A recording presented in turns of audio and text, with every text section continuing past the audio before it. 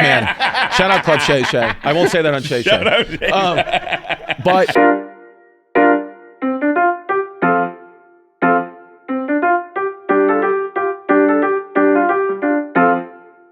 today's episode of KFC Radio is brought to you by JACKPOCKET. Say it, Jackie.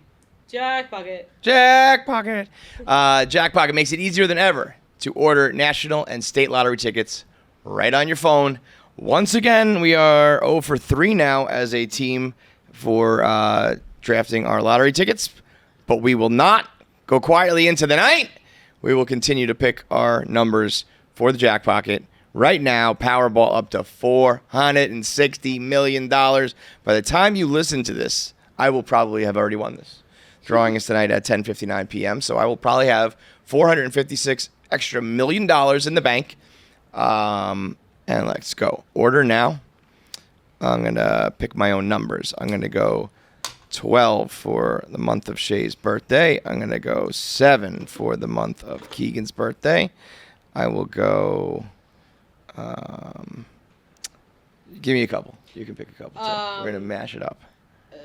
5. 5. I'm going to go with 17. I'm going to go with 11. Sure, 11. And our Powerball number. This one has to come from you, I feel like. This one has to come from me? Yeah. I'm going to go with... What's the most important number in your life? What do you think is like the... What's the most important number? Like, is it 1? Is 1 the most important number? It starts us off. Is it 100? 100 means like a lot to a lot of people. Wait, hold on. What?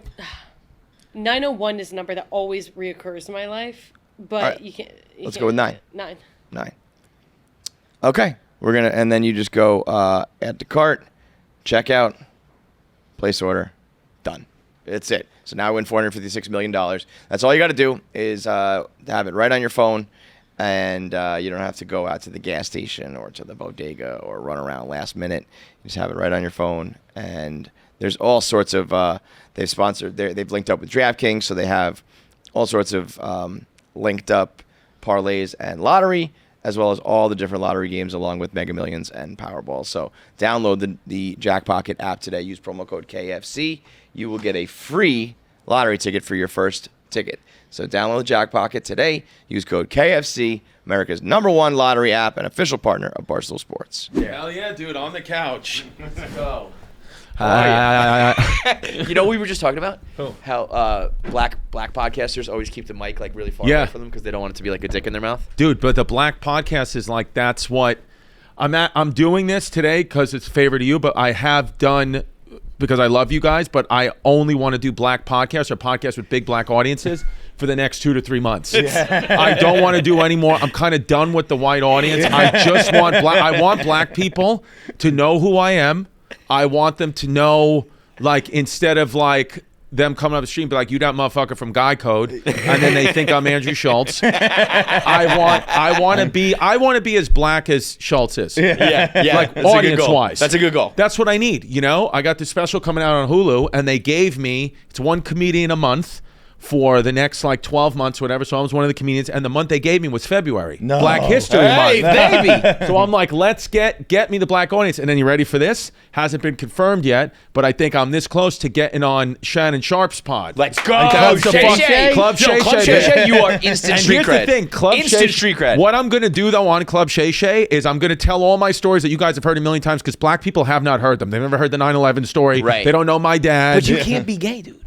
That's the so there's a different Chrissy coming out. Okay. It's going to be, I'm going to do what black people want. I'm going to talk about what black people want me to talk about. I'm going to make my father an even crazier mafia character because they love the mafia shit. Yeah. No gay. So I'm going to say that I beat up gay people. I'm going to have a magician come in the middle, and then he's going to do a trick, and I'm going to run out. I'm going to go like that, like blow my mind. I'm going to talk, like no politics. I'm just going to say, like, yo, like, is Kamala, like, wait, bro, is she Indian or black? Like, get that going. You know, like, it's cool by me, but like, what is she? Like, I like someone who's real. You know, I've been, you know, on more white podcasts because it's been beneficial for me to say I was born and raised in Queens, but this one will go Brooklyn. You want to go a little blacker. For sure.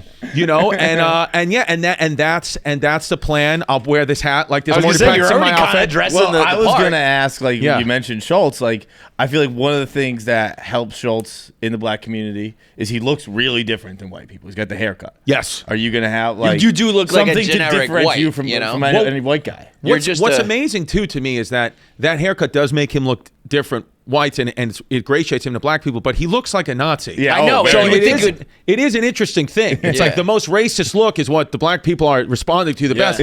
So maybe I'll do. I might just come in full SS regalia. Just do a little, get a little mustard, a little Hitler stash like that. And then, but that the goal is here. We need to get black people. Yeah. So what, Chrissy, 2025, get the blacks. Yeah. We have Chrissy, get the blacks. It's 21% of this audience is black. That's right. 21%. One time we had a I would say no. Yeah, they like our sales team made like a deck for us. Yeah. And it was like, this many percent make over $100,000 a year, and this many percent have kids, and this many percent live in these areas. And then they said 21% of our audience is black, and I was like, oh, throw out all of these numbers because they're all fake. They're all 21%. I would say you have 21 black people. 21, That's what I said. So in the world, by the way, not just in the United States. There have been 21 black people who have listened to the show in the history of the 15-year run. Yeah. We get people who call up. They're like, we're the member of the 2-1. Like, Yeah, we're part of the 21 club. Yep. Yeah, there's no fucking shot. But yeah, I mean, there's been a huge influx from it's rappers, it's ball players, it's funny black comedians. Dude. They have, like, you know, burst on the scene. We got Wallow and Gilly. You can go on their show. You can do all that. TikTok, social media is like I mean, they're the funniest people in the world. It's not even close. Like, they've always been the funniest people. Dude, it's not even close. Like Louis, I think like Louis C.K. is the best comedian for me. Like Louis C.K. and Bill Burr are like the top two. But like a regular black dude on the random street. black guy like driving like a UPS truck is funnier. We'll say some of the the funniest things you've ever heard in your life. Yeah. Will be 10 times funnier than them. Can they put together a whole career? Maybe not. Maybe, but maybe like, not. in the moment, they're the funniest person alive. Yeah. I actually think a lot of times comedy is about being willing. black. But like the shit you guys do sucks. Yeah. So you could be like the funniest UPS driver in the world, and it's like, I don't want to go bomb for 5 straight years. I don't want to go up 12 times a week, 7 days a week. Yeah. Like, so you know, it's the same thing as like sports. I mean, you might be the greatest athlete, but if you don't want to go do all the shit, that's why lately I've been hanging around. Not lately, for the past like couple of years, I've been hanging around mostly just my friends from home. Mostly them. Definitely see my comic friends, but I don't like go out with. I'm just at home with. So like yesterday, I went with my friend Pete to the Mets game. He's a diehard Mets fan. You know, I'm sitting there.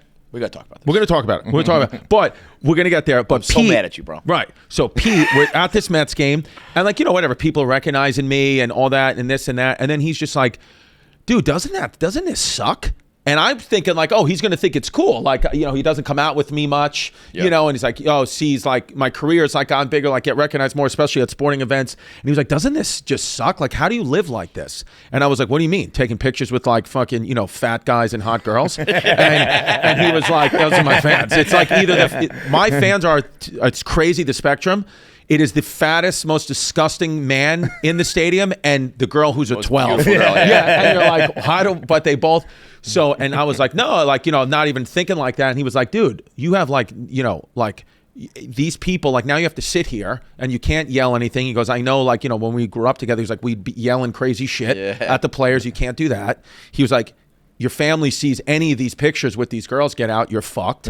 He was like, you know, you got to leave your kids all the time to make money. He was like, I'm an electrician. I'm home every day. Settle down, Pete. Jesus I'm Christ. every Let day me at 6 fucking o'clock. live, I know. dude. I was like, you know, it was kind of like he was like getting to me, and I was like, fucking dude, but I brought you as a guest to the. We got great seats, and we're gonna go up to the Steve Cohen suite. And what about that? He was like, honestly, dude, I'd rather just be watching the game at home with my son. Well, then fuck you. He was like, don't fucking do it, piece of shit. Don't come with me next. Yeah. I was like, you're off the list then. Yeah, pal. dude. I was like, I don't even like sitting next to you because you have like psoriasis or something on the back of your neck, and the people behind us probably getting flakes on their pants.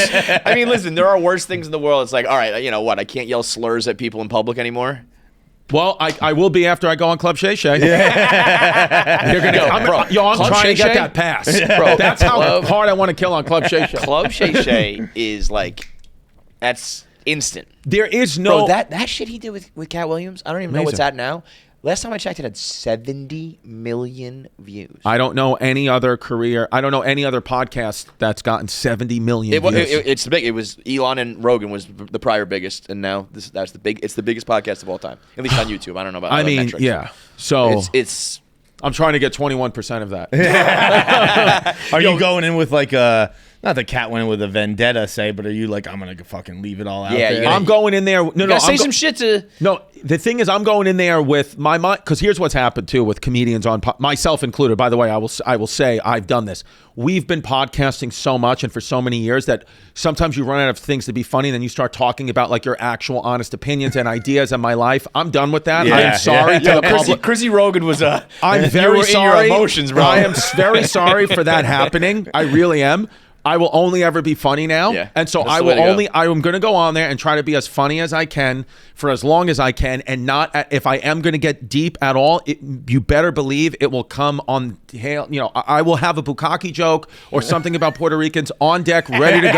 But I'm not going to sit here, because I look back at old clips of myself and I literally want to kill myself. Yeah. So I'm like, I won't do that, but I am going in with the assumption that Shannon Sharpe has no idea who I am. His entire black audience has no idea who I am. So I'm going from the greatest hits from day one. Podcast bits I did on Fighter and the Kid in 2019. That's when you're at your best. Coming out. Yeah. When you first came on the scene, I remember being like, what you said, guy code and like this, that, and then I was like, this is the funniest dude in the world. So just run that back. That's what I'm going to run it. Dude, because I think it's for that comedy's, my 9/11 story. Black people want to hear that. They want to hear the fucking your father, mafia guy hitting the principal. Yeah. They want to hear forever. They want to hear all my stories, Mr. Perfect. They want to hear that shit. Yeah. So I'm gonna go in there and I'm just gonna do it. But unless he comes out with, he has like a fact sheet on me and he already knows the bits, then I might completely get in my feelings and guarantee you Shannon Sharpe is not doing and talk about how the fabric of this nation is crumbling and how I'm really sad to be a part of one of the worst times in American history, and just completely eat my own advice. It's like I think we've all seen it with interviews and downloads and everything. It's just like it got so many shows, so many appearances, so many guests, all that shit, that you do run out of shit to, because you also got to go back to, and I'm just a person, so I just got carried away with it. But like I started like 2 months ago, every Sunday at 7 p.m. Eastern time on my YouTube, youtube.com/ChrisDComedy, I put out a new 15 minutes of stand-up that I've been doing for the week. It's basically, this week's material. Every Sunday, wow. I haven't missed That's a Sunday. a lot, bro. And I think I've done 8 in a row. I haven't missed one. So every week I'm at New York Comedy Club or the Comedy Cellar.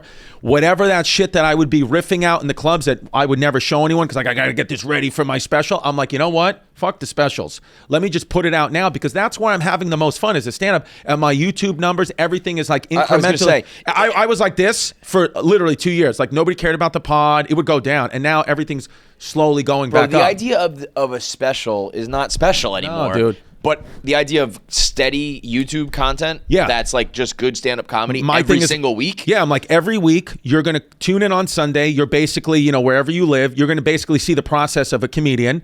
And then the goal is at, whatever, like the pinnacle is I can't announce yet, but be around New York City next September. Got a big official? show. Oh, yes. But not yet, though. But not yet. So, I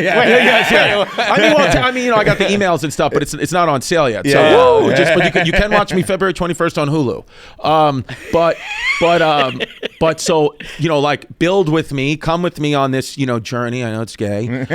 And then, like, by the time we get to these big shows, you'll come see me live with this material that you've seen being worked out. Now I'll perfected. Yeah, some of these like you'll be like, oh, you think you know where this bit is going, but then I've been working on it in secret, right? And then bang, you're. But also like the idea of like comedy's a little different than music, but like when you go to a concert, people go to concerts.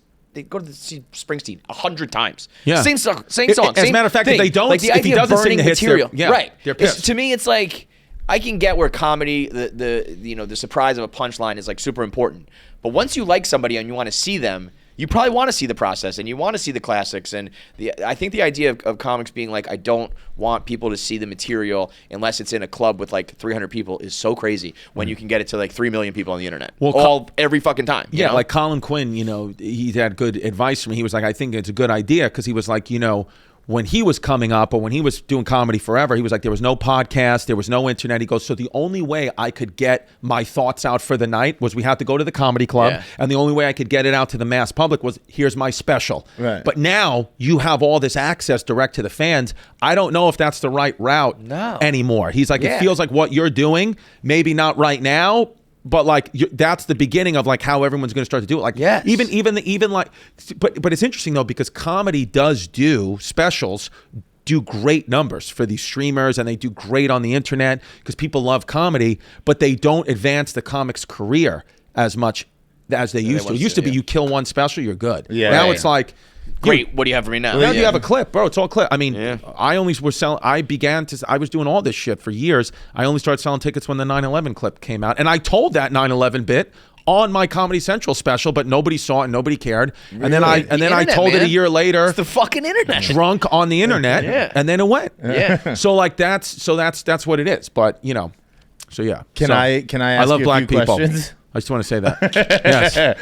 I have questions. Yes. I'm trying stand up for the first time on Monday. Oh my God. I'm not looking for a career change. We're doing a live show. Pull already. a Morgan Wallen and say the N-word. You already look like him. Just do it. Did you like when you were starting, did you like workshop your stuff or did you just go do it? First of all, I can't take you seriously doing stand-up when you're wearing fucking pilgrim shoes and those socks and bell bottoms and you're literally dressed like a woman from the future. So I can't. You're gonna have trouble. But what was the question? I was just looking at your socks. Like were you? Makes me want to have a caribou coffee. I love these. There's a whole big hole right here. That's good. Well, yeah.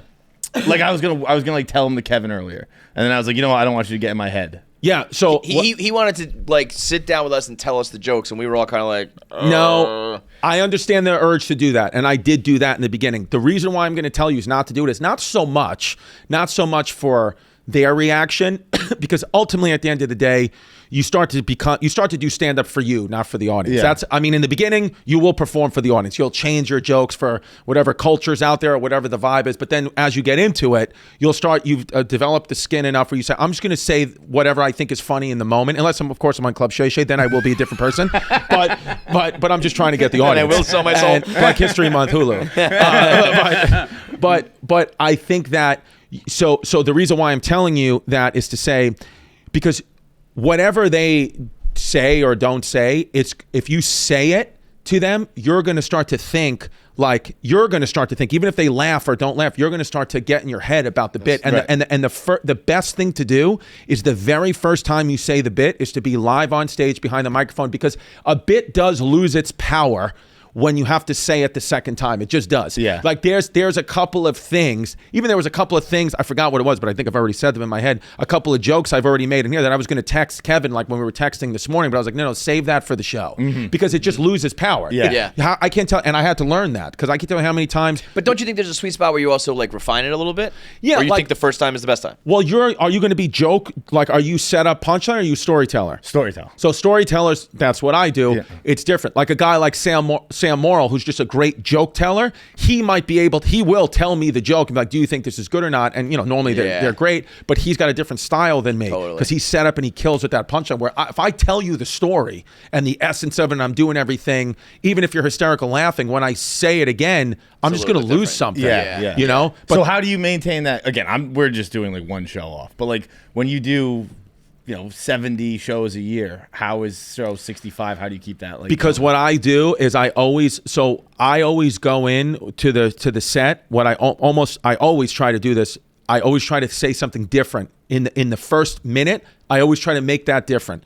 Maybe it's something about the city. Maybe it's something about the front row. Maybe it's something about my shirt. But I try to set it up so my brain isn't like, oh, you're going to go out there and immediately say it's over for white people.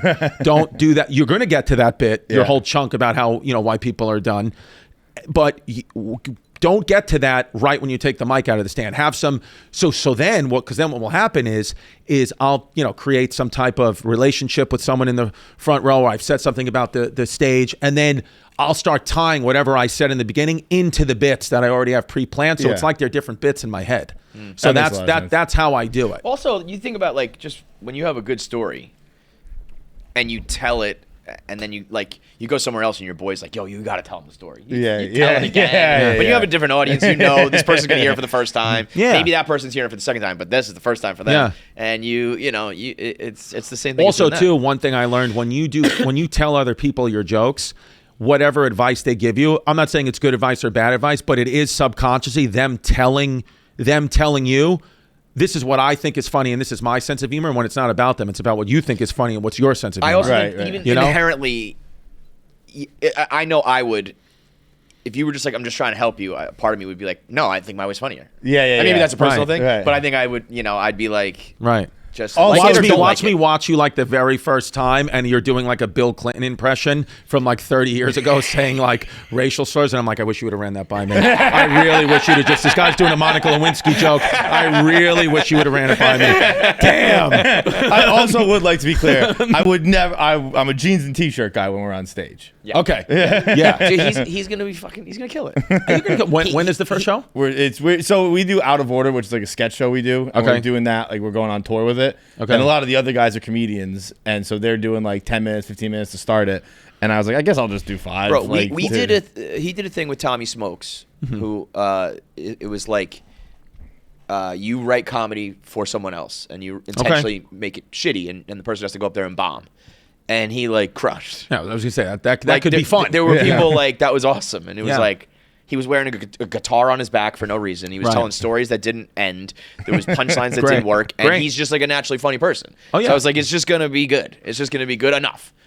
Well, I think that too. What will happen? Are you planning on doing this just once and one time only? Or you want to continue doing it? I would never do like open mics or anything like that. But like on these shows, it's like four shows. So I'm gonna do 5 minutes on all 4 of those. So then I think for that, but then I think you'll go on like a 10-city tour, and like I would probably only do it like at Out of Order shows. Like, right. But I mean, I think that will grow. Well, the thing that's going to happen with you too is because it will be fans that you've already gained. Yeah. So they're going to be more forgiving. So if it's just with, I just want to get through these 4 shows, and you prepare on your end, and you probably will have a very warm room. If it's going through comedy, like you want to do comedy again, the only way to get good is to perform for people who don't know you. That's why it sucks when you get too famous too quick and too young. It's better to slave it out. Like, nobody knew who I was until I was 10 years into stand-up, so I had to perform for strangers for many years. Yeah. So that's why that's how you build up the skin. But if you're already like Vinny Guadagnino is going around doing stand-up, right? He's getting really good. He really is. I've seen his progression. He's working hard.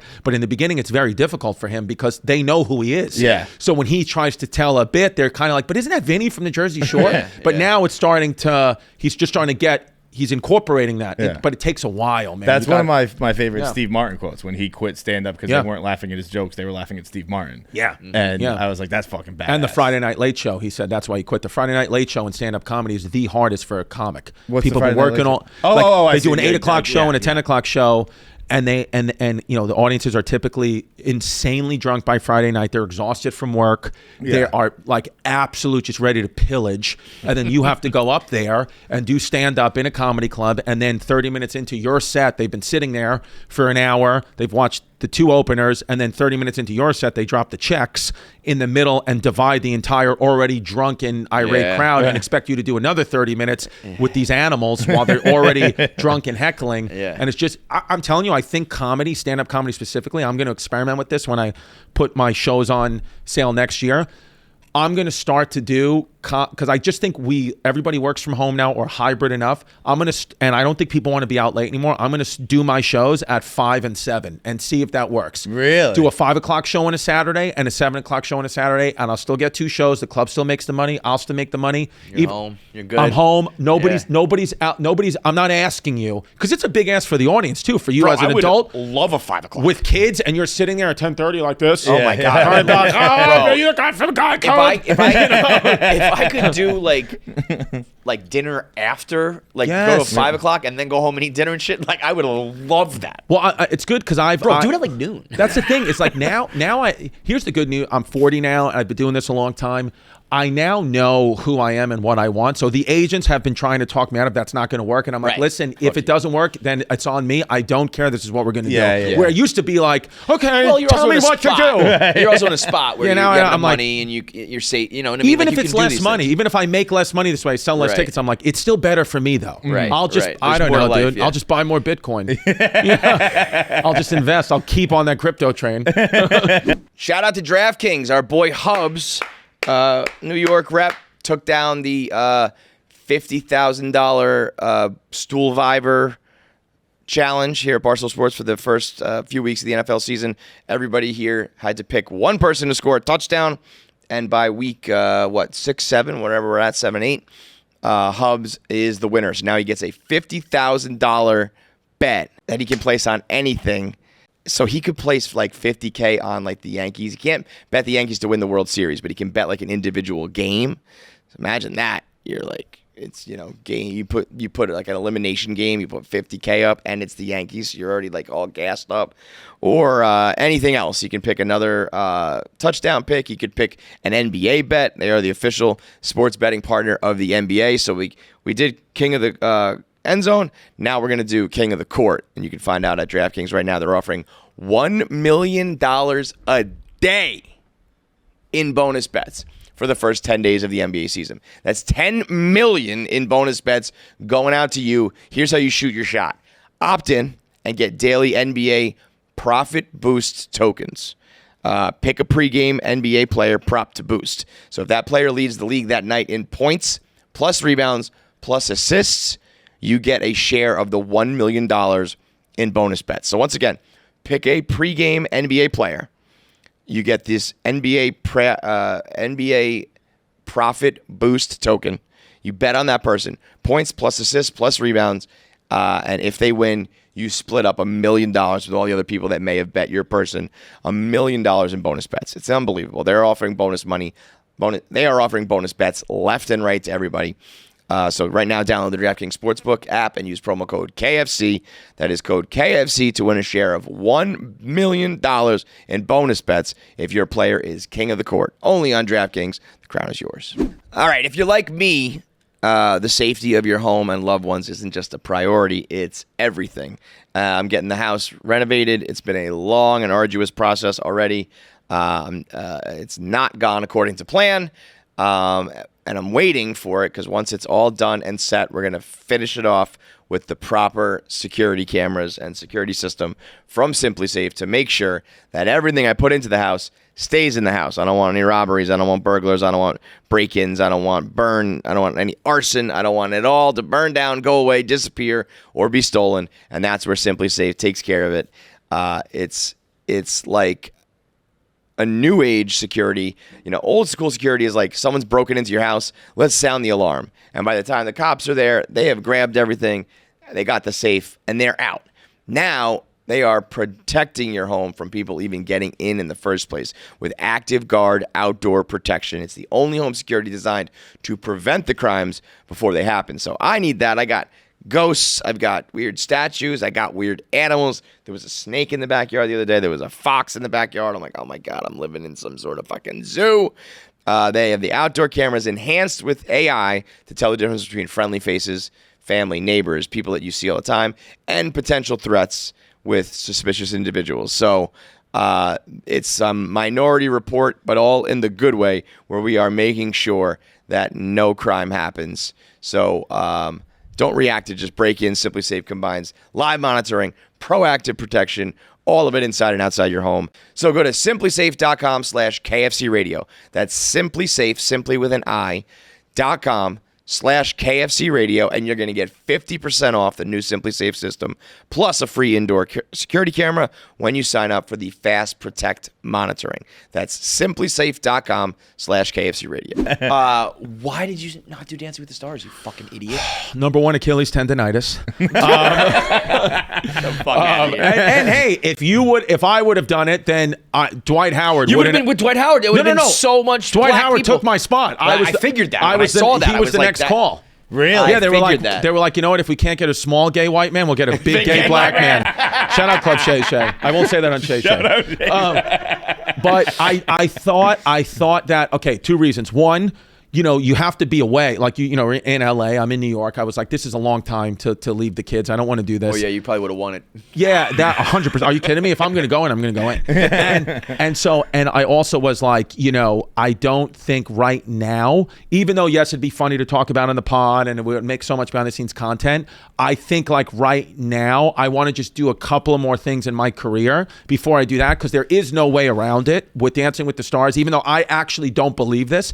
The public will be like, oh, I guess your career is going down if you're doing that. Yeah. Right, so that's a stigma that I honestly, but I was like, I don't want to deal with that yet. Let me do a couple of big things, like maybe what I'm doing next September in New York, and maybe my Hulu special, and maybe some other things that are in development at the moment, ATM. But then maybe I'll do it when those things happen or don't happen. There really is smart. no truth to that. There is no truth, but I think it's perception is reality. You know? But to be honest with you, if it was in New York, I probably would have done it. I'd be like, how cool is this? Yeah. But I don't want to go to LA and do that. I think that there was someone that could pull it off, because you are so successful that I don't think people would think that. You know what I mean? No, they would. I'm not successful in, like, if freaking Shane Gillis did it, that'd be different. Yeah. Then they'd be like this. But you're pretty fucking. No, I'm not. No, you should see my ticket sales. No, not really. But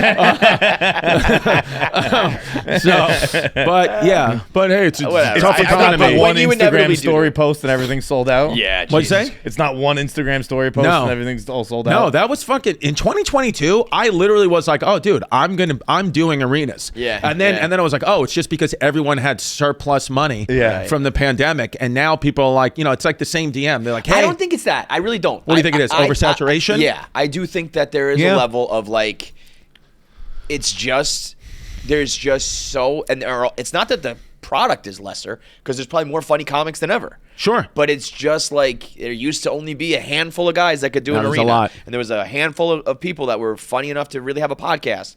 And there's just so much of it that specializes. Like, you're different from him, different from her, different from them. And everybody finds their lane, and that's their audience. And like, there's not a whole bunch of like, I have to go see this person, or I have to do this, because you do have 5 hours a week of their podcast and another 10 hours of this from their show. And I just think it's too much for people to, I'm going to spend my money and go out and see the shows, or even the specials. It's like, it used to be like, I'm watching that special the night it drops. And now it's like, I'll get to it. I get to it because there's just so fucking many of them. Well, the ticket, it gets, like the tickets always come in the last minute, or a good enough amount, but it is nerve wracking where it's like, 2 years ago, you were sold out 5 weeks before I got to any city. Now it's like, as we're getting there, as we're landing, I'm like texting my agent, like, should I turn around? Dude, I don't know how, like, we did it for just a little bit, and the nerve-wracking of selling tickets was tough. If that's like all you do. But I think, that's why, like, I think too with that is also, there's a lot of people doing comedy. There's a lot of people, or there's just a lot of people performing in general, musicians, comedians. That's another part speakers, too, though. The people don't have all this money, dude. Yeah. Like, when we started, it was like, there's a couple guys fucking around. It's like,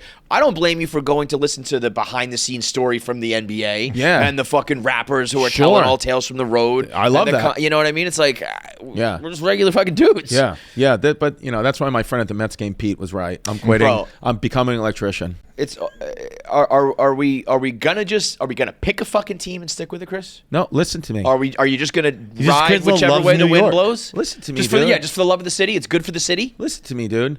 It's good for the city. Just like I said, with the billionaire. Just go with Cohen. Like I said on my Instagram post, New York first. I didn't forget. Did you? Never forget. I thought, it's worst. I never forgot. You're the fucking worst. So what I will do, because today we're sitting here in the present. We don't know what's going to happen. But if you go to the Yankees games this season, I will fucking kill you. Here's the thing. Forget about your show in that place in New York in February. You'll be dead, bro. Here's the thing. Here's my plan. When I'll still be positive when the Mets win 3 in a row and do advance to the World Series, and then the Yankees will beat the Guardians because this is the stupidest name in sports. So you will beat that team.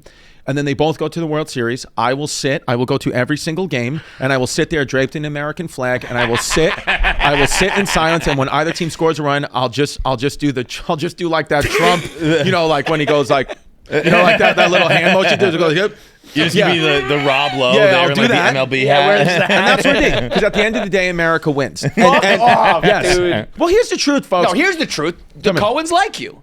That's my and father. That's fine. Shout out Tampa Tony, who survived Hurricane Milton. The guy just sat there, dealt with it in a bathing suit and a rubber ducky, and just dealt with it. And he got one down tree and just sat with it. Was like, I'm not. He literally exact quote. I said it in a stand up bit, but it was generally word for it. He goes, "I'm not leaving." He goes, "I survived your mother. I can survive this." And I was like, shout out.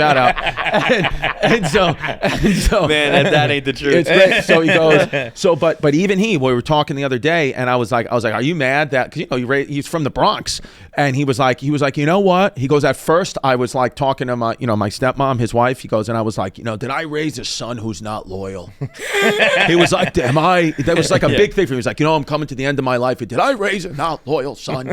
And sometimes it just takes like a woman to like kind of like take us out of this. She was like, Tony, you raised him as a Yankee fan, but then he became friends with the owners of the New York Mets. It's like if you were a Mets fan and then all of a sudden you, Tony, became friends with Steinbrenner, you would then become a Yankees fan. So she was like, but that's fine. But then you can't go back. I'm not, but it sounds like you're gonna. No. The only just be a Mets fan from now on. I don't subscribe though. I'm New York first. That's what it is. I don't subscribe to the you can't. That's a civil war. And then I guess I know you're voting for this November. That's what you want. So that's just be a Mets fan. It's am so gay what you're doing.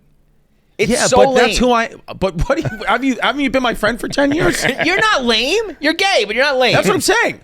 But so just fuck the Yankees, man. I can't do that though because I don't want to say fuck any New York team. You don't have to say that. Right. But just don't let me catch you in a fucking Yankees jersey in the Bronx anymore.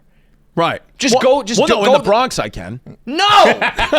Don't let me catch you ever again in a Yankees jersey. But how am I supposed to buy weed and not get beat up? Just be like, I'm going to tell Steve Cohen to cut you off.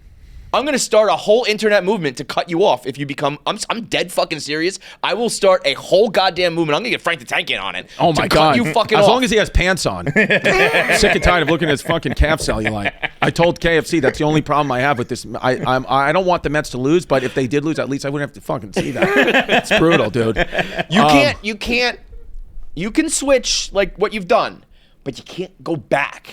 No, I want to see you in the World Series being like, Yankees. The World Series I wouldn't do that. Tough. I wouldn't do that, but I would. But if they invited me to the game, I would still go. Yeah. But I told you, I'm going to wear an American flag. I mean, we do this like to an extent. We don't go back and forth, but like we become friends with someone on a team, and like I want them to win. I wouldn't. I'm trying to think. But you're from Boston, there is right? not a yes. thing. So that you don't have to deal with this debacle. It's just one team. I know. Because but this is the life we live. This is the life we live. There is nothing. I'm sorry your city's fucking second class and you don't have two teams. I swear to God, I genuinely mean, like, if Aaron Judge was like, I think you are the funniest dude.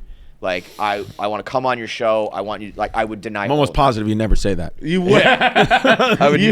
You wouldn't do it. I would not even close, John. Really? Not even. I would maybe let him on the show, but I would never be like become a Yankee fan. Yeah. No. I would never root for him and be like, he's a nice guy. So like when the Mets aren't playing, I root for the Yankees. Like I'd be like, you could come on the show and I'd be like, I hate you with all of my heart, dude. Right. And like I would obviously be like, listen, I've wished death upon you, and now that I met you, like, I don't want you to get hurt anymore. I won't root for that anymore. But like, I would never change sides. Yeah, no, I guess I wouldn't like change this sides. Fucking disloyal. No, I'll tell you this. I'll tell you this. I'm unwavering with the Knicks and the New York Giants. I don't hate the Jets or hate the Nets, but I would never put on their gear and go to a game. That's the thing. So you can see why we hate it then. Baseball has always, but I don't hate those teams, but baseball has never really been a sport. I mean, I've cared about it, but I've always been watching every NBA game. So think about if some fucking schmuck was courtside at the Knicks and then in the box with the Nets, you'd hate it. You'd be like, fuck this guy. Nah, no, I don't think I would. I would hate it if I saw them at other cities. Like if they were doing, like you can't be Yankees, Red Sox, and Mets, Phillies. But for me, it's just city. It's always been city first. I've just subscribed to it. And I know it may not be fashionable now, but for the women of the future, it will be. I'm telling you, dude, this is the way we're going. I never forgot. When those towers came down, I said, it's New York first. I guess I didn't know you were nicest, KFC. We had a guy here who he missed a baseball stream to go to his 40th birthday party. Okay. And then somehow invoked 9/11 as the reason why he was not at the game. Like 9/11, like 2021? Yeah. Or you're saying it was on 9/11, 2001? No, it was just that 9/11 happened, and he knows people that had bad things happen. And that's why he was at his baseball. That's why he was at his birthday party to miss a baseball game. Very interesting. He didn't forget. Yeah, he did. It was straight up like Arrested Development. Like when Tobias Funke is like, I think I never really got over 9/11. And it's like, why I can't get his dick hard. And that was 5 years after. I still to this day don't jerk off or have. I don't do any. I kind of treat it like almost like a Muslim treats Ramadan. Like I clean my body on 9/11. I stay pure. I swear I stay pure. You stay pure. I really do, dude. I stay fully pure. I can see 1 day a year. out my bedroom window, I can see the Freedom Tower, but the light, just the light, only on like that week of 9/11, and you jerk off to it. No, I don't. But it fucks with you. It'll make you think twice. It'll make you think twice. It's not as dark in my room right now as it usually is because of 9/11. Yeah, they've shown a light. You're not quite as horny as you usually are. I get it. No, it's a sacred space. You know what we just found out? What? Ohtani Day in Japan happens once a month. I believe that. He gets it once a month. month. Don't Chinese people only celebrate their birthday like once every 10 years? Really? I think that's a thing. That's true? something my grandpa said. Yeah. By the way, this is no Googles. No Google. No Googles. No. Yeah, by the way, Ohtani is so good. I swear to God, I said this already, but I was at the Mets game yesterday, and Ohtani hit like that leadoff home run, and I saw a World War II veteran clapping for Ohtani. I was like, that's how you know, dude. This guy has turned even this World War II veteran around. And he is unbelievable, dude. His posture and the way he like holds the bat. He just stands there like a samurai, and then he there's no movement. He just. I'm like, how does he do that? Yeah, it really is. Is he the best baseball player that's ever lived? No, we were just talking about this though. Oh, sorry. Like what he did this year. There's a little bit of he had 50 steals, which is like a little bit unique, right? Yeah. But like Albert Pujols did basically what he did for like 10 straight years. Right. Like what, the 50 and 50? Not 50 and 50, but I'm just saying the level of production. Oh, right. Like it's just like Albert Pujols would bat like 370 with like 50 home runs, or whatever. You know what I mean? Right. And he did it for like a decade. Right. So there's just like levels to the hysteria, and I think him being Japanese is a big deal. I think the internet's a big deal. But the new guy's a big deal. All that sort of Shohei being. And he didn't do it this year, but like being a pitcher as well. Oh, yeah. That's insane. That people like I keep forgetting that it's like if everything was normal, like he would have also started game 1 of this series. Right. Yeah, and then also played the field like on the off days. Like that's crazy. He could have actually. What position did he play when he was not pitching? Wouldn't he play in the field too? He'll play outfield. Probably the outfield. Yeah, he plays outfield. And now I was watching the game last night. I think he's gonna stop. You think so? But he's like I think he'll go. I think he'll play. He'll pitch as long as he's like a top of the rotation guy. I just think that'll maybe not. Maybe he'll just be great. But I think as soon as that starts to decline, it's like I'm just gonna fucking mash. You know what I mean? Just hit. But it's crazy. Like, why not pitch for another 3-4 years, and then when that naturally happens, now you got another 10 years. What is he? 27? Yeah, I don't even know. I actually don't know either. I was watching him pour when they advanced to the NLCS. I was watching him like pour like the champagne. Like they had like they just had a live feed. I don't know why, for like 20 minutes. Fox just went to the Dodgers, clubhouse of them just all no shirts on, pouring champagne all over each other, and I was like, this is like kind of like homoerotic and weird. And then he was just like pouring champagne over like the same guy, but like his interpreter, whomever, another Japanese guy. And he was like, and then he would give it another. It was like almost like a ritual. I was like, what is this guy doing, and why is this not all over? I was watching it like, this is so weird. That was probably being like broadcast to like Tokyo. You know what I mean? Like a fucking Times Square billboard. Did you see the numbers? You had tough connection with the stream last night. And you were at the game, so you didn't see it, hear it. The American audience for Game 5 of the DS was like 9 million people or something like that watched the game. And the Japanese audience, despite it being a 9 a.m. start time on Saturday, was 17 million. Wow. Like it's just a whole other level. Almost double this entire country. In their country. Like the Dodgers themselves as a franchise probably are doing business like entirely different. They're just like, we have to think about Japan. Yeah. Right. Like, we'll make sure Los Angeles and Americans are like happy, but like let's make sure our broadcast is in Japan. Let's make sure our, you know what I mean? Dude, Japan is like America was like in the 50s. Like they're just all about baseball, all about patriotism, support everyone. Yeah. That's why you got to watch out. They're fucking coming strong. Japanese do the right thing this November. Dude, what's Tampa Tony gonna do if it goes south? If it doesn't go his way, he's not gonna be happy. With the election. The election. Yeah. Well, I think my father, he says every single day he says to me, "I'm happily living in the free state of Florida." So he still he believes he will be untouched and unscathed, and Hurricane Milton wasn't going to stop him. He believes that. But I think that. I think he's kind of at the, he's in his twilight years now. Yeah. So I think he kind of I think he doesn't give a shit. And I think his whole thing is like, the internet is making everything, so much worse than it actually is. He's like, look outside your door. Yeah. Do you see? He's like, just the other day, he goes, look outside your door. Are you in Gaza? Yeah. No, you're not. You're in Queens. Yeah. Go get a bagel. Yeah.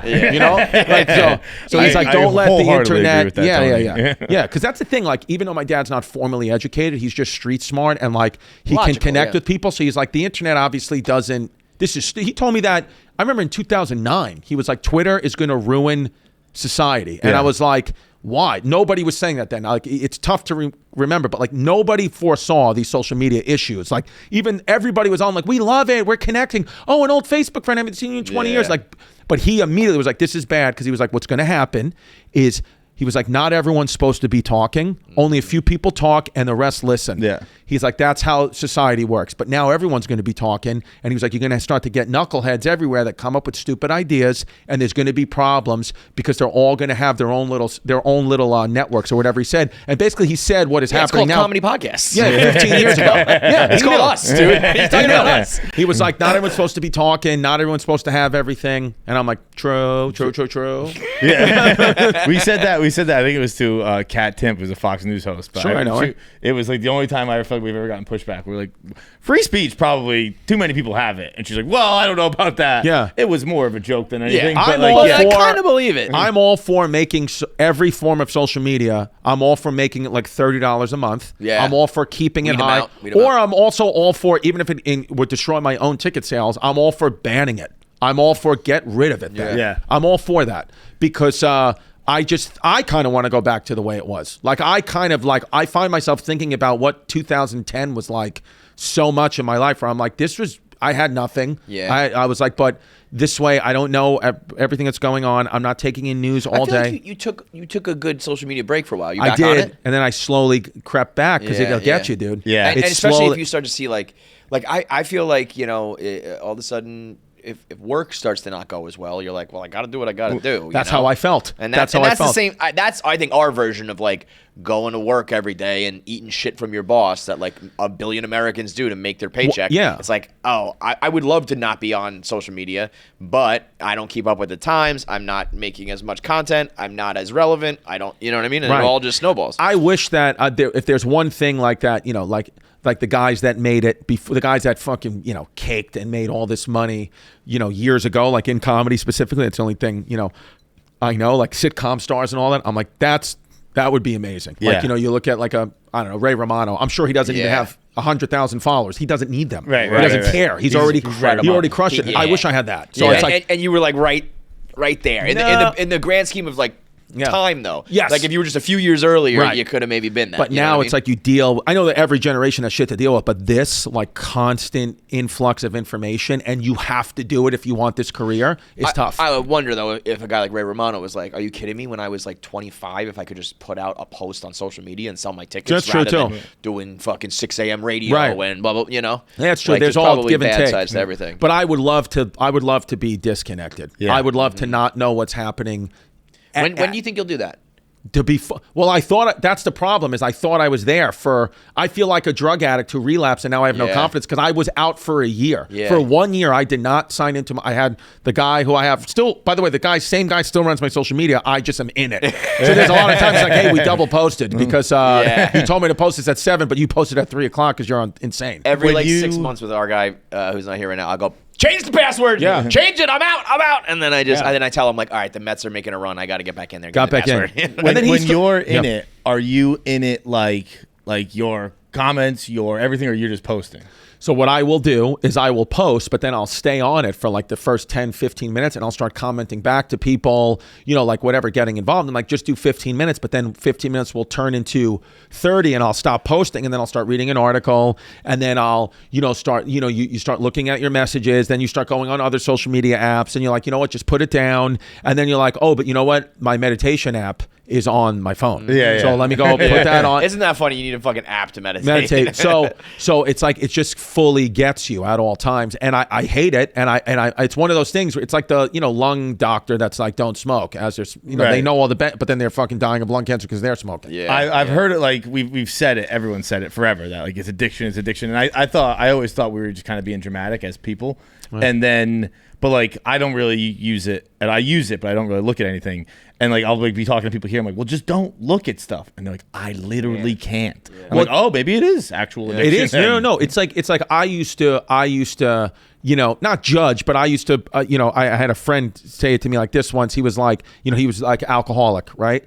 And alcohol, I always, my whole life, I could just take it or leave it. I didn't care. I was like, whatever. I drink, don't drink, it doesn't matter. It didn't have like a power over me. And then, but he was an alcoholic, got in recovery, whatever. And then I was like, like all that time, couldn't you just like not drink? And he was like, well, you know how you love sweets and muffins and like you need a chocolate chip muffin every day of your life?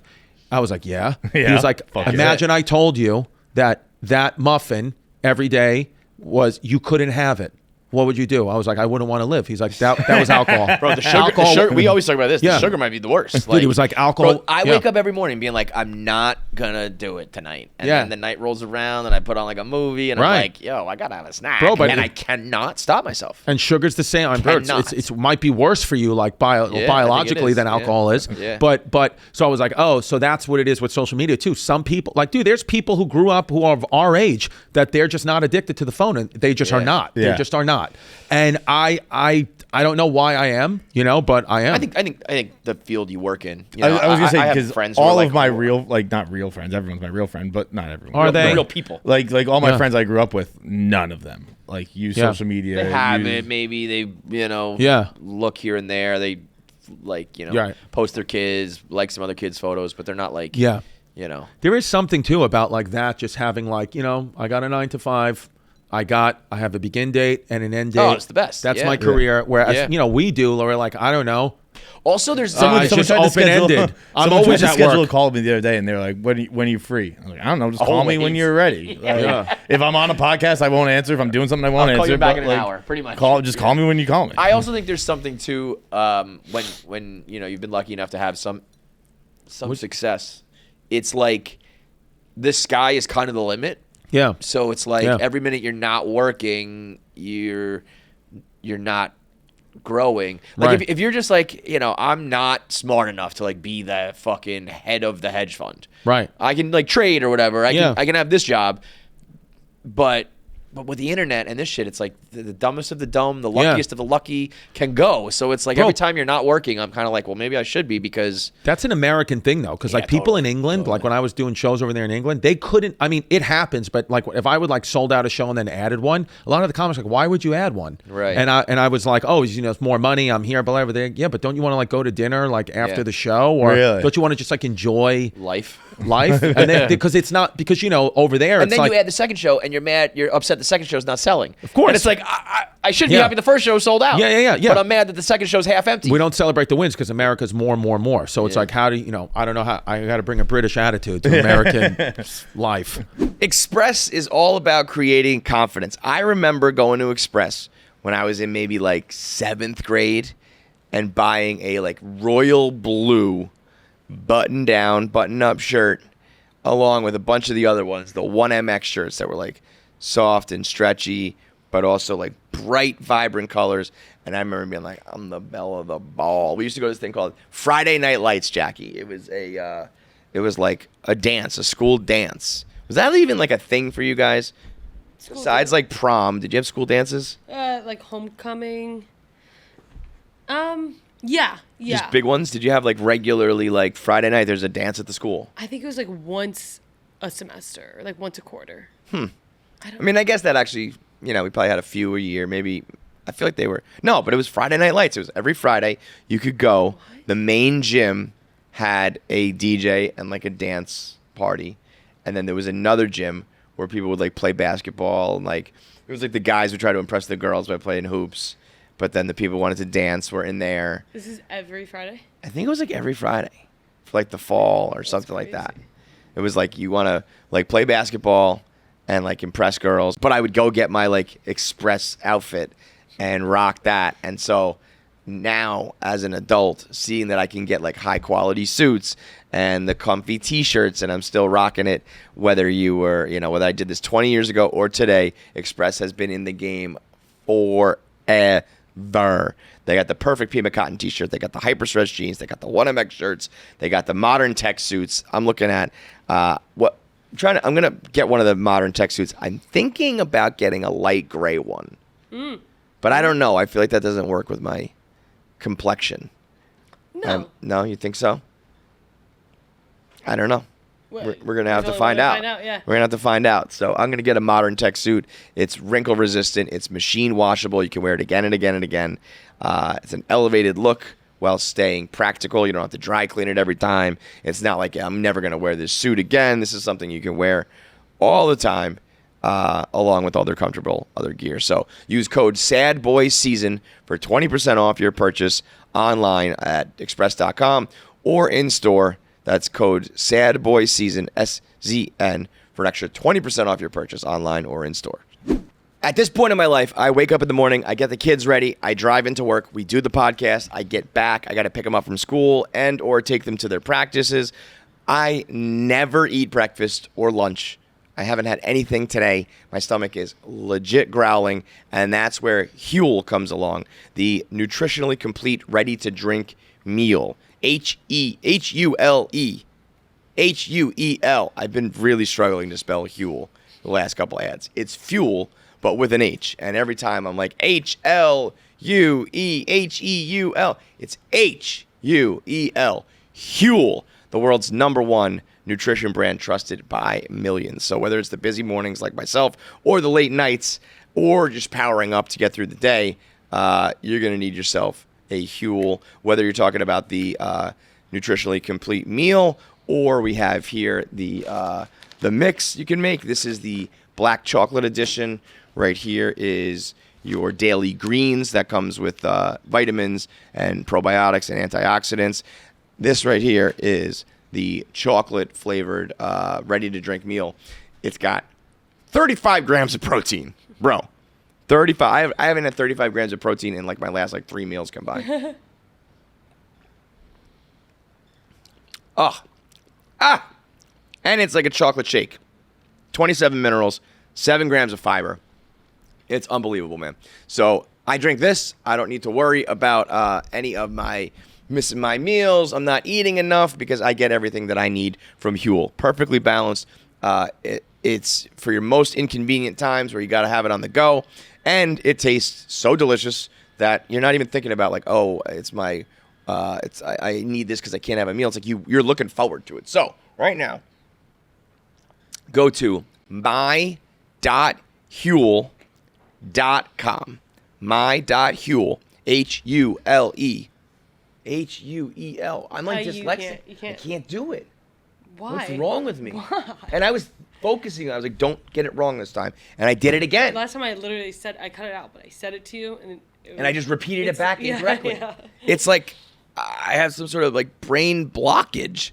It's my.huel.com/KFC15. Unlock a healthier, easier way to eat with Huel. Nutritionally complete meals in minutes so you can focus on what really matters. That's my.huel.com/KFC15. But also, if you're not online so much, you do miss fun stuff. Like I learned today that Zelda Fitzgerald used to make fun of F. Scott Fitzgerald's dick so much that he showed it to Hemingway. And Hemingway was like, I also heard. Very interesting. Wait, what did Hemingway say? What? Hemingway went, totally normal dick. Circumcised or uncircumcised? What do you think? Were they doing it back then? No. I bet that guy had a covered wagon. Yeah. I don't even know what era are we talking. Fitzgerald, 20s? That's what I thought. Yeah. I heard. Then maybe. Was Zelda Fitzgerald the one who was out of her fucking mind nuts? No. Who's the one who was out of her mind nuts? This is what I heard. Yeah. I heard she wrote all of his shit in like her memoirs. She had like a memoir or like a journal or something like that. That was like a very similar to The Great Gatsby and all all this shit. And he took them and published them, became like the guy that he is. And then when she was like, those are my fucking stories, he was like, she's crazy. That bitch is crazy. And everyone was like, oh, she's crazy. Really? She was just like, no, I wrote the fucking stories. Now, I don't know if that story is true too, but that's what I heard. Just like the other day. It's crazy you brought him up. Very interesting. Imagine her just being like, those are my stories. And he's like, that bitch needs a lobotomy. And it was the 1920s, so everyone was like, fuck her, throw her in an asylum. She's a woman. Dude, I want to grow my hair out like you. What's that? I want to grow my hair out like that. Yeah? That's why I'm wearing hats now, because I'm in the in-between phase. Yeah. How long did it take for you to grow it to that length? I want it to like fucking come out of the back like waves and fire. He said the other day he gets his hair cut once a year. Once or twice a year. But what do you mean cut? Like they trim it?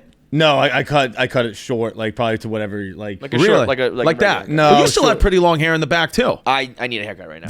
It's short, like it's not like the top still has hair, but like the sides are pretty short. But so like, what do? You just don't shave, like you just shave yourself, and you just don't get shape ups. You just let it grow. Yeah, you don't even get shape ups. He's got a good head hair for that though. Do you think I don't? I mean, it's messy right now. I think because you have like kind of wavy hair, right? I do have wavy hair. Yeah, when it gets long, you got a good hairline. You'll be fine. Yeah, you'll be fine. But how long is it going to take me to get to that? That'll take. I would guess I got a haircut before summer, so I would guess like May, maybe. So, but you think even the shape ups is stupid? Don't get shape ups. You've never had it tight like that. That's going to take a long time. I get it pretty close to that, don't I? Yeah. I don't get there's no buzzes like involved. I don't for like ever. I was getting like tape ups and shit. Like He's getting the clippers. There's no clippers are involved. But like I'm always like take it as short as you will. Yeah. Okay. I think I can find. I can here's Google going to take a little while for you. The top will go. The top's going. Your side. Yeah, because now it's like just bushy. I kind of look like a dick. Yeah, and when you wear a hat, it like pumps out bushes right here, out, but it's not like flowing yet. But I need it to flow because his just looks cool. That just takes time, bro. As long as it's there flowing by Club Shay, that's all we're good. Get the black audience. Tell me also, like, tweet at me. May 12th. May 12th is the last time you got a haircut? Yeah. Let me know what I should do. Some tips to get more black fans. I want the Barstool fans. GTBA. Chrissy, GTBA. Let's go. Get the black audience. Get the black audience, dude. That's the key here. I mean, Asians you've exhausted the whites. The whites, if they're in, they're in. If they're not in, they're not in. It's like politics almost. It's like you're voting for Trump, you're voting for Trump, you're voting for Kamala. You either know Chris by now and you like him, or you don't. But the blacks is a whole different story. Blacks are ripe for the taking right now. How do I get the blacks? Were you? Maybe we edit that part out. Might take that one. Yeah, or clip it. It's up to you. Were you? Boom or doom? Bro, that guy came by. Clinically insane. Yo. Yeah. I can't stop talking about this because we had the Rizzler. And then the Boomer Doom people come by here. And this place lit up like Dave Chappelle walked. No, I was like, bro, the one kid's 8. Big Justice? Yeah. Or the Rizzler? I don't know. I think the Rizzler. Could you ever imagine geeking out over an 8-year-old? No, it's weird. That's weird. It's weird. We had Glenny Balls changed his flight to make sure he was here for an 8-year-old. I mean, that tracks for Glenny Balls, but that guy's going to jail for pedophilia, 100%. His name's Glenny Balls, so he's going to be in prison. I mean, it's just their children and their parents are like crazy. They also have the like buzzing. I believe such confidence that like I'd say I'd kill for it, but I don't think I'd want it. Where like they walked in here and they were just shocked. I didn't know who they were. Like not I knew who they were. I'd seen their TikToks and I'd seen like them around, but like I didn't know their whole spiel. Like they had a tray of cookies with them, and I was like, oh, what do we got here? You know, I like a chocolate chip muffin, and they were like double chocolate chunk cookies, I was like, I don't know what that means, man. Yeah. And like, apparently it's their whole thing. Yeah. And I was like, dude, to walk into someone else's studio and be like, how the fuck do you not know who I am? Right. It's like, When what you're, the when fuck you're is just happening? like the guys who eat cookies at Costco. We're not talking like you didn't win an Academy Award. Yeah. Like the whole world has seen you. But I that- guess at this point, I've been famous for 2 weeks. You don't know who I am? Like, I don't. No, that clip of when he was like, you seen the one like it's behind the scenes where he's like, say it like this, do it again, and I was just like, oh, this is bad, man. Bad. Yeah, Bad. I mean, my kids, my kid, obviously my kids see it. They're on YouTube, so they were like, oh, look, I knew the Rizzler, but listen, you start to go boom, like it's fun. Yeah, it's yeah. fun He does the stuff. eyebrow thing or whatever, It's fun right? stuff, but I don't want to be anywhere near it. But it is fun. It is fun. I get it. I enjoy it. I'm like, oh, these guys are good, but I don't want to do stuff. with Are them. your kids on Speaking YouTube? of- Okay. I was Yeah. gonna say, speaking of fun stuff that you don't want to be anywhere near. Yeah. I learned about something the other day, yesterday. That is the craziest thing I've ever heard. I think it's awesome. I don't want to be anywhere near it. We have a podcast here, Minihane Show, Kirk Minihane Show. Oh, this is fucking. Where they have a guy. So I guess assisted suicide is legal in Maine now. Is it? Vermont? Vermont. Change my And- flight. And they're gonna do one of their fans wants to die at his live They show. call him Dying Guy. And so they're gonna do an assisted suicide at his live show. And I was like, that's bonkos. Like, cool. Good for the guy dying. He's gonna go on a cool way. Good for everyone who wants to send him out on a cool way. I do not want to be anywhere near that. I just kind of feel like that is very, very dicey for that guy, even though I know assisted suicide is legal and all that stuff. I could easily see, though, somebody making a case saying this guy wanted to do the assisted suicide, maybe wanted to before, but he kind of fast-tracked it because he wanted to do it on the show, and you were kind of convincing him to do it. Yeah. That just seems like a legal mess. I believe Kirk said it's a legal tightrope. Yeah, he goes, it's a little bit of a legal tightrope to walk. Yeah. Because it has to be in a house. I thought you go to like a clinic. They like give you a pill or something. Sure. You go home. So he's like, I'm only doing it if it's like a full live show. How old is he? The assisted guy? suicide guy? He's young. You've seen the picture of him. He looks really old, but he's in his 30s. Is he But he's sick at all? Yeah. Yeah. He's got This is not just a regular. Yeah, he's dying. I they call him definitely dying should. guy because he's dying. He's So got he's stage like 4 cancer. You know, when it gets to okay. stage 5. Yeah, I should have been clear about that. that's a Did you big say part stage of it. 5? I guess his podcast is called Stage 5. So Okay, yeah. I think Stage stage 5 5 is is death. Yeah. Stage, okay, got it. Yeah. So I can see him being like, I want to go out in like a crazy ass way. Like let's throw a party. You know and what? Let's do this thing. I love podcasting. I love your show. But I think that's a thing that's good in practice. And then when you do it, you're just sitting there like. Yeah, but the problem that is guy guy's the dead. assisted suicide is probably a relatively boring death. You take a pill and you just go to sleep. If you're going to do that for the show, for the ratings, light yourself on fire, blow your head off would with hope one that of those there's like T-shirt a- guns. You know what you need? You need one of those things on the internet, like those Rube Goldberg things. You know what I'm talking about? Where like the dominoes fall, Yeah, and it yeah. hits there, and then like the pill falls in your mouth at the end. And so it's like 5 minutes of watching this thing, and the pill just think. I think that it's a wild. I think that there's no end to the content machine that we are all living in. Truly, and if I that think starts happening, like it's just up to us to be like, what do you want to? You could consume it all. Like I said, the Boomer Doom. I genuinely like them. I'm like, I'm interested in them. But and they've never asked me to do a pod or be in a pod. I doubt they even know who I am. But I'm like, I get that. But I don't want to be a part there of it. will be somebody who You know? says the pill thing was boring. Like Yeah. I will blow my head off on camera. Yeah. We as a country, as a people, as a race, should probably draw the line there. Yeah, I say yeah, but again, it's going to a level where like you can't. I really think that even like AI, is getting so crazy and good, and I think like we're in so much turmoil at times as a country that I think we're probably living in a time where we're going to be begging as people to just be ruled by AI. Get rid of the human presidents, get rid of our system, just have AI do it. Mighty AI. And then they'll be fair, black and white, right? That's what it is. Get all the Chinese and If you're Puerto Ricans out. No, I'm kidding. No, black and white, where it's like there are no emotions here. These are the rules. Yeah. Type thing. I feel like that's going to happen in my life. I always think that with AI stuff, like I feel like I always kind of like reject that where people are like, dude, why are we doing like every time a Boston Dynamics video comes out or Sure. Boston Robotics, they're like, why are we doing this? Haven't you seen the Terminator? And I'm always like, well, I've seen how it ends in the worst case scenario. Yeah, like when my buddy's having a son, I'm not like, bro, haven't you seen John Q? Like that's the worst way it could go. Like don't give him a wow on that. No, because I haven't heard anyone reference the movie John Q. Oh, so good. Since I was in high school. That's awesome, dude. I'll weep at John Q. I will be. Dude, puddle. Have you watched the show on I'm Apple not gonna TV? bury my son. Yeah, it's amazing. He's gonna bury He's me. one of the best actors, by the way, of all time. Now, I know he gets credited, but he should really be like in everyone's top 3. Yeah. How is he not? He's in the new Gladiator. Yes. And he just did his regular voice. Love it. Said like I'm not doing the accent. If it's a choice by Denzel, I stand by that choice. There's a movie where he did a British accent when he was younger, and it's so bad. I think he was just like, nope. Yeah. Just let the not gonna do it. You know that the meme of him where he's like, I'm leaving here with something. Yeah. I saw that full clip the other day for the first time. Do you know what he's talking about? No. It's such a funny story where it's a very early, probably early 90s Oscars, and he was nominated for Best Actor for I forget what, and another guy was on, who was also nominated, is going on stage to present, and he's like, and he got a 3-minute standing ovation to present. He goes, so I knew I wasn't winning, but then he's like, but then I saw behind the curtain a bunch of what do you call it? Like lunch prep.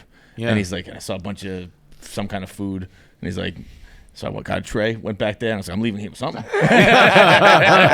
I knew I wasn't getting that Oscar, but I'm leaving with something. I'm from around the way. Have you guys seen on Apple TV Slow Horses? Yeah. Oh, yeah. Bro, that was one of the shows that gripped me. So like good. I was in. I was downloading it to watch it on planes. Every moment of free time, I could not get enough of that show. Yeah. I love that Dude, show. Apple TV, from Presumed Innocent to Bad Monkey. Oh, Presumed Innocent to too. Slow Horses. Now Disclaimer's out. I don't know if you've seen that. What's that one about? It was last Friday. The first 2 episodes came out, so a new episode's out today. It's Kate Blanchett and Kevin Kline, and she's like I wouldn't say powerful, but she's a well-to-do woman. I don't know what she's been very successful in her career. Her husband, Sacha Baron Cohen, is also very successful. They're doing great. And then it becomes very clear. I'm not giving you spoilers. It's like all happens in the first episode. But it becomes very clear that she cheated on her husband 25 years ago when she was on vacation, and something happened to the guy she cheated with, and he's dead now. He died that weekend. And his mom, who just died, had written a memoir, kind of like what you're saying about F. Scott Fitzgerald, and the husband publishes it. And he sends her a copy, and it's all about that weekend. And it seems crazy, but like something must have happened, because so far the whole story is like she had an affair 25 years ago, and I've never been married. But if we're doing great, and I find out 25 years ago you fucked a guy and he's dead now, that's best case scenario. Yeah. I'm like, we can let that one slide. Yeah, we can let that one slide. Dude, yeah, I feel the same way about that. Like, even like me, like kids, like if some 21-year-old kid showed up as like, you're my biological dad, I just be like, you know what, let's make more room for dinner. Make that reservation 6 instead of 5. Like, then who gives a shit? I'm not getting upset. The dude on Love is Blind right now, he gets married to the girl, right? Or they're about to get married, and she finds out somehow, some way, that he has kids, and he tells her that they were sperm donor kids, and she's still bugged out about that. She's like, you didn't tell me that you like had. And his story was he had friends who like couldn't conceive, so he gave them the sperm, which is already kind of weird to begin with. And then she's like, do the kids know what you look like? And he goes, I don't think so. And like another week goes by, and his baby mama comes out, and she's like, we have a family. Like these are his kids. And that's awesome. And it said hashtag threw it all away for a reality show. Like he just went on Love is Blind with kids, pictures of him matching pajamas on Christmas morning, just like had a family. He was divorced, so he's like, you can go look for other, a relationship, but then got caught with kids, then said they were sperm donors. Now they're just kids that are yours. Idiot. Like it's just like you're going on a show that is wildly popular. Yeah. You're gonna get caught because you have kids. That's an awesome lack of foresight. Yeah. You're 100% gonna get caught. Like there is nothing certain in this world. That was guaranteed, certain to happen. That you're gonna be on. I kind of love this guy now. Yeah. I know, he's the best. Is he still on, or is he out now? So I don't know I would myself. not. If I was going to be like, I'm keeping this guy. So now they're the reunion is going to be on October 30th. So the reunion, because the girl found that out in real life, but the show had already aired. So now we're going to get to see her knowing that. So she's going to go ballistic, bro. Just feel like you had kids. When you got to see the clip when she's like, "Do the kids know what you look like?" And he's just like, I don't think so. Dude, to go on a dating reality show, I don't think there's actually no amount of money that you could give me to. I want to do that. Yeah. Even if I was like if I didn't have any of that shit, like I just don't want you seeing my game. I don't want to see you. I don't want you to watch me kissing. I don't want to see me crying. All that shit. I mean, just like the shit. I mean, think about like a society like 100 years ago, like seeing us, like what we're doing, like capitalizing on like causing drama with people, ruining people's lives to sell an ad. Like, think about that. Yeah. Like how crazy that is. But then again, there was the Salem witch trials back in the day.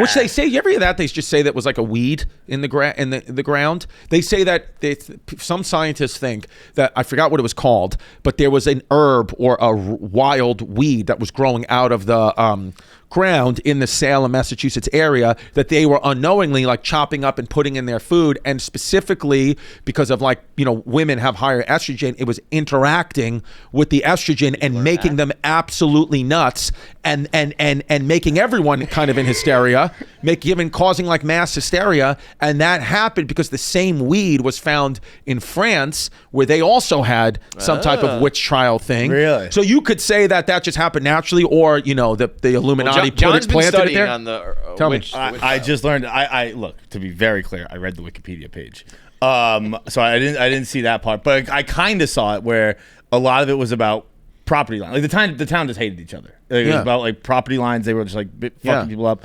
But I also didn't know it was 19 people. It wasn't that big of a deal. It was not. Yeah. Five were guys. So like 25. Giles Corey. Do you read the story of Giles Corey? To death. Pressed. Yeah. They called it pressing. Do you know how they would just put a rock on, like, right? One. I mean, what a bunch of dicks. And they would watch it, right? Yeah. I mean, that's like Dying Guy. Then they would throw That's people like in. Dying Guy taking the pill on the podcast. Yeah. They would See, just but that- all watch until somebody gets smushed. You assist suicide on that guy's podcast, pressing to death. I'm watching. Yeah. That I'll see. Let's see how this goes. But I mean, you know, Do you think that it eventually pops, or do you think you just... I would imagine your internal organs get crushed. But is there like a straw that broke the camel's back, or it just like slowly... I would think it's a rib cracks and stabs your heart. Or your lungs just push can't your lungs. inflate. That's Yeah. how you die of a crucifixion. Like, it wasn't really the nails. Yeah. Most Right. people got crucified weren't even nailed. They were roped. Yeah. It's just you can't, when your arms are like, you can't breathe. Your diaphragm won't go up, and then you You gotta slowly like push yourself up on your feet, right? And you can only do that for so long. You can't And do then that. they also fucking stab you with a spear, you know? But that, only Jesus, they did that. They didn't do that with every crucifixion. Read the Speaking case of for Jesus, Christ. That was the important part of the Salem witch trials. Yes. That it was the death of theocracy in America. Yes. It wasn't America at the time, but it was when we realized that was not a viable option. Like, this is getting a little crazy. But it's still puritanical. That's the thing, though. That was America's puritanical society. Like, that's how we are now still. It's just like not as... Dude, like even like with sex, like being like taboo or, you know, cheating, you're talking about all that. It's like... Go to France. They don't give a fuck if you just can't fall in love with someone. Yeah. But like if you fuck somebody, they're like, all right, why'd you do that, stupid? And then you move on. Well, it is Where a here very- it's like, you ruined my life. I know. It's like, it's such a Just stop. strange... It's just like you put your body part in a body part, and we decide that is I'm like done with the stress. Like America is like everything's got to be a fucking problem. You know, even like you know, I posted a GoFundMe the other day, like just helping out a friend who has cancer, and you know, instead of people, I donated, but instead of people donating, what were my messages? Why can't you just pay the GoFundMe? Remember when Jeff Bezos donated $100 million? Sure. And people were like, that's only XYZ% of his. Yeah. 100 million. It's so much money. I did also see that he makes it in 11 hours. And I was like, oh, Dude, I was at a comedy club last week, and I was at a comedy club last week, and they were saying a comic who does very, very, very well, like worth millions and millions and millions of dollars, gave the entire staff of the comedy club, you know, wanted to split between, maybe it was 10 workers. He gave them an extra $5,000. He just gave them $5,000, and these people were not happy. They were like, yeah, but think about how much money he makes. I'm like, dude, you all just got an extra $500 each That's not what you make in a week at this comedy club. He just gave it to you. What the fuck are you talking about? That's crazy. But that's why you're you and he's him. Yeah. You know, there's a part of that too. It's like Right. you think like everyone's out to get you and you have all this resistance in your life, where that guy just went out there and fucking became who he became. Yeah. You know? Right, Which I will tell you on the Patreon who it was.